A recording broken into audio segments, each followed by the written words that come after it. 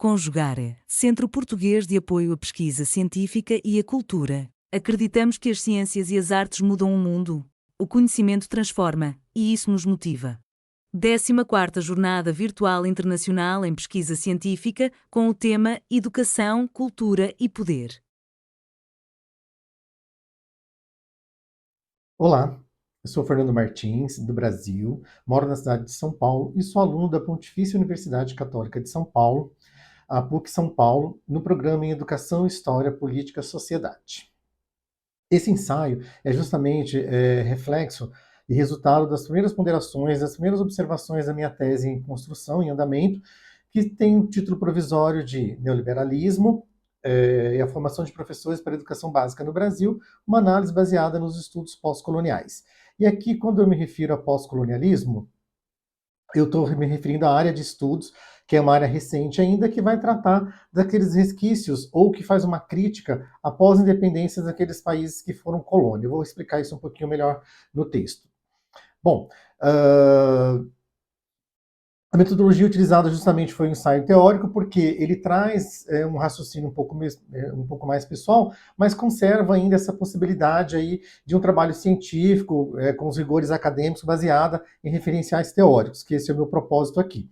Então, o ensaio ele se propõe de forma concisa a despertar reflexões entre educação, colonialismo e pós-colonialismo no Brasil, para entender um pouco melhor a nossa educação e como a nossa educação se manifesta. Na minha tese, eu vou olhar diretamente dentro da área da educação para a formação inicial de professores para a educação básica, que é uma deficiência que nós temos no nosso país. Mas o ensaio, de forma geral, ele se propõe a falar um pouco da educação em países que foram colônias, em ex-colônias, que é o caso do Brasil, que viveu esse sistema por mais de 300 anos. O referencial teórico, ele está muito focado no Césaire, no Fanon, no Memmi, no Mignolo e o Boaventura Souza Santos, para embasar e concatenar as ideias que estão sendo discutidas aí durante todo o processo da escrita.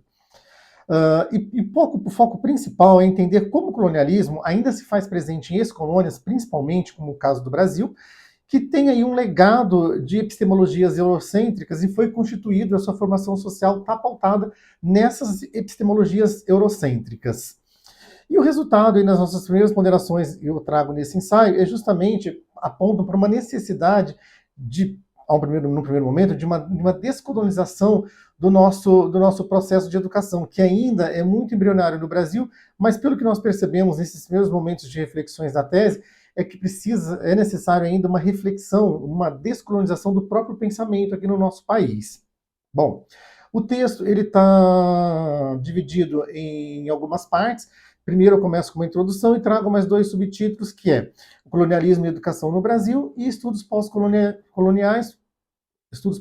pós-colonialismo e seus impactos aí, além das considerações finais aí, que são as considerações iniciais do nosso processo de avaliação.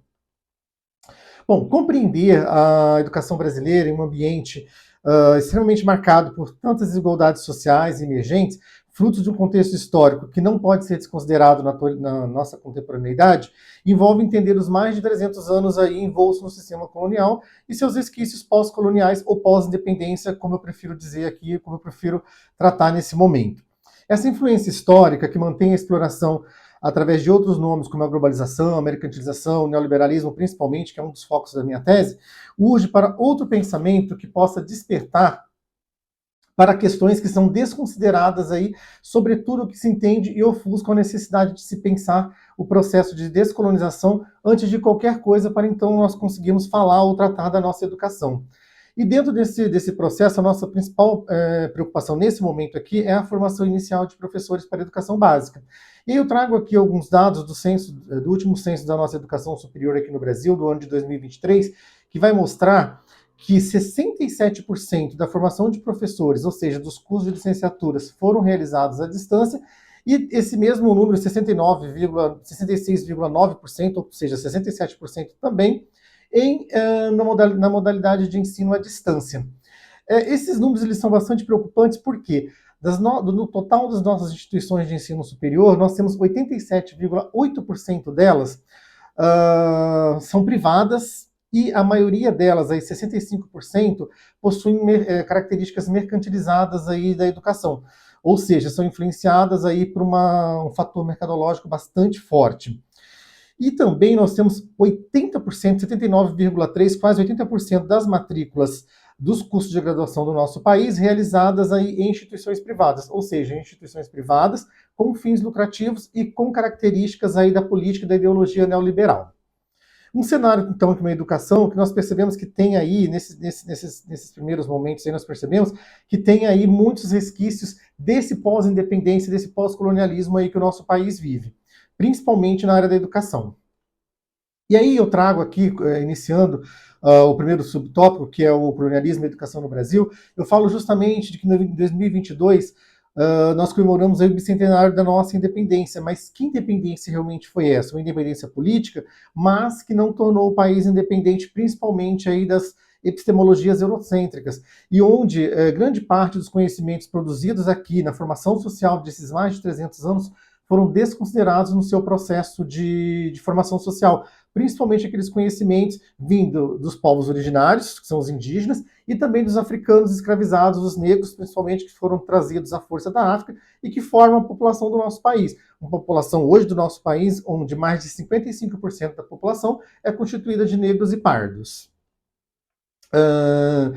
Essa tática colonial aí, após consolidada, a dominação dos adultos, e aí os autores que eu trago trazem essa concepção, principalmente o Mem, vai dizer que a dominação dos adultos ela é perpetuada ao longo do tempo pelas crianças. Uma vez que o colonizado, ao não se considerar humanizado, um cidadão não enxerga essa possibilidade para o seu filho, deixando-o desacreditado do seu lugar social e histórico.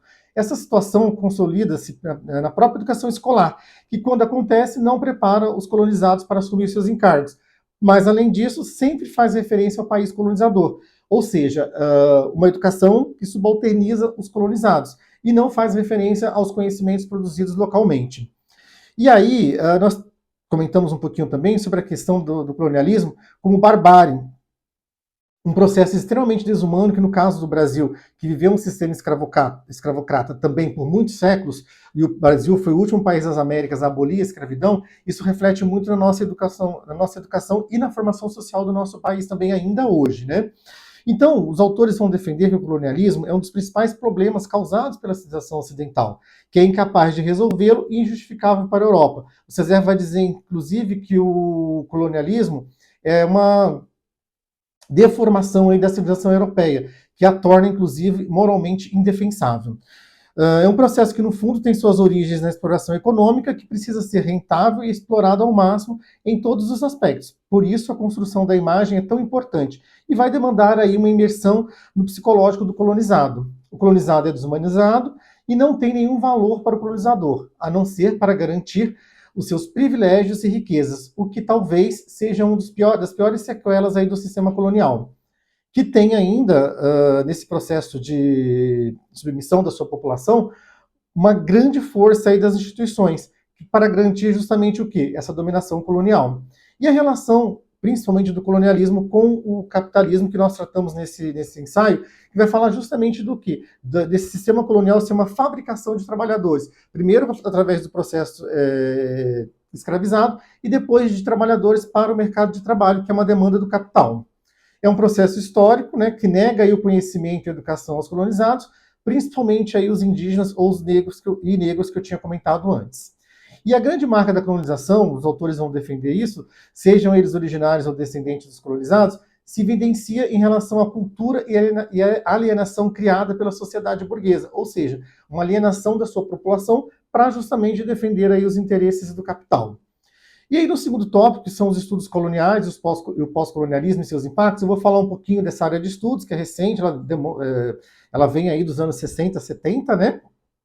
E é uma área de conhecimento recente, que é um campo de estudos que se constitui na produção de epistemologias que apontam para outros paradigmas metodológicos, principalmente aí de crítica ao sistema colonial, e vai também trazer essa concepção de que os países que passaram por esse processo de colonização ainda tem esses requisitos, principalmente culturalmente e epistemológicos, na sua formação. Vai falar um pouquinho também bastante da questão do eurocentrismo, que torna-se o único conhecimento aceitável, universal e transforma-se em uma ideologia que naturaliza a subalternidade e determina relações de poder em áreas estratégicas como a educação. E aí os estudos coloniais vão fazer uma crítica e vai trazer essa questão muito clara aí no seu processo enquanto categoria de estudos.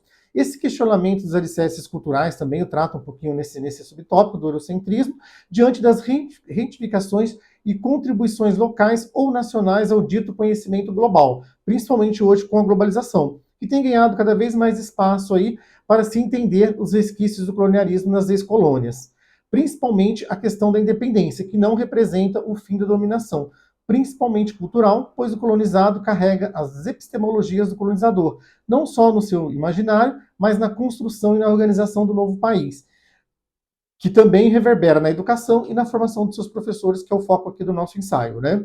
E aí, principalmente o Boaventura Souza Santos, ele vai defender que há a necessidade de um processo de descolonização, mas que, em primeiro lugar, precisa descolonizar a educação, uma descolonização histórica do colonialismo e da educação, e terceiro, o desenvolvimento da autoestima por via da descolonização da educação. E aí, qual é a intenção? Que aí o colonizado ele passa de vítima resistente e de resistente à condição de protagonista da sua própria escola, e não, da sua própria história, desculpa, e não simplesmente aí um subalterno num país que já foi colônia. E aí, nesse tópico ainda, comentamos um pouquinho aí da questão das sociedades pós-coloniais que mantêm, de algum modo, as relações coloniais sobre novas e velhas perspectivas, novas formas, tanto internas como internacionais, que são apontadas como o colonialismo interno, o neocolonialismo ou o imperialismo, que é a colonização hoje, atual, moderna, né? O colonialismo interno é uma forma como as elites descendentes dos colonizadores apropriam-se das terras apossadas no período colonial, fazendo com que os povos originários ou que vieram escravizados continuassem sob o jugo da dominação colonial. E é importante destacar que quando o Brasil se tornou independente, em 1822, ele manteve ainda todo o processo cultural das colônias, como principalmente o sistema escravocrata, que só foi finalizado 66 anos depois da sua independência. E assim as teorias pós-coloniais seriam um instrumento útil para a reorganização do conhecimento, do currículo e da própria política cultural, que são meios de se chegar à descolonização intelectual e também ao entendimento de que o conhecimento não é somente aquele originado na Europa, só um conhecimento ocidental. E aí, para finalizar, nós trouxemos algumas considerações que, para pensar a educação no Brasil, não é fácil. E, ao que se constata, não pode ser idealizada sem considerar o colonialismo histórico e seus resquícios pós-independência, que, juntamente com o eurocentrismo, marcaram a sua formação social e a própria educação. Entende que o colonialismo não foi cessado, conforme os autores trazem essa ideia, continua aqui na contemporaneidade e se molda com outras faces interferindo ou se utilizando da educação para se perpetuar. São questões que precisam de aprofundamento e não tiveram a intenção de serem esgotadas nesse ensaio, mas, ao contrário, despertar aí novas possibilidades para serem pensadas e articuladas, sobretudo no que se refere a um processo de descolonização. Também uma mudança ou deslocamento do pensamento refletido não só na população, mas sobretudo nas classes dominantes, que mantiveram do colonizador o poder associado à falta de esclarecimento e educação. Então, nesse sentido, os estudos pós-coloniais pretendem abrir aí caminhos, já que o entendimento sobre o colonialismo perpassa barreiras, como a desumanização do colonizado, que é ainda mais perversa no caso do Brasil. Uma educação que precisa ser descolonizada e pode ser uma possibilidade aí de entender melhor essa trilogia, que possa afastar os resquícios e amarras coloniais de forma mais abrangente, para que nós possamos entender essa relação entre colonialismo, pós-colonialismo e educação no Brasil. Obrigado. Realização, Conjugare, Centro Português de Apoio à Pesquisa Científica e à Cultura. Apoio, Editora Cravo. Inscreva-se no canal, comente, curta e compartilhe. Obrigado por assistir.